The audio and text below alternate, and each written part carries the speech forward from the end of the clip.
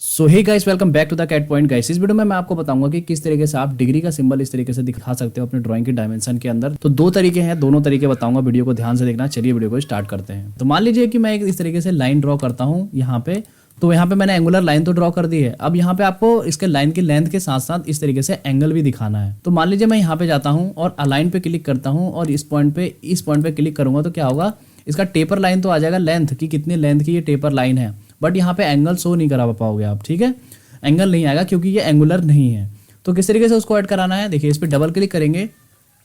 Double click करने के बाद इस तरफ को आएंगे और जो भी आप यहाँ पे लिखना चाहते हो, जैसे मान लीजिए इनटू, है ना, यहाँ पे 30 डिग्री दिखाना चाहते हो तो मैंने यहाँ 30 लिख दिया। अब डिग्री का सिंबल कैसे ऐड कराना है, देखिए यहाँ पे कीबोर्ड से प्रेस करेंगे शिफ्ट और साथ साथ प्रेस करेंगे परसेंटेज और यहाँ पे डी प्रेस करेंगे तो डिग्री का सिंबल आ जाएगा। एक तरीका तो ये हो गया, इस तरीके से आप ऐड करा सकते हैं। दूसरा तरीका क्या है, आप इस पर डबल क्लिक करिए। डबल क्लिक करने के बाद देखिए यहाँ पे इंटू 30 तो आपने लिख लिया मान लीजिए। अब यहाँ पे आना है, हमें 30 पे के ऊपर डिग्री का सिंबल लगाना है। तो ऊपर आएंगे, देखिए यहाँ पे मिल जाता है हमें सिंबल लिखा हुआ। सिंबल्स पे क्लिक करेंगे तो सबसे पहला ही पॉइंट हमें मिल जाता है डिग्री का लिखा हुआ।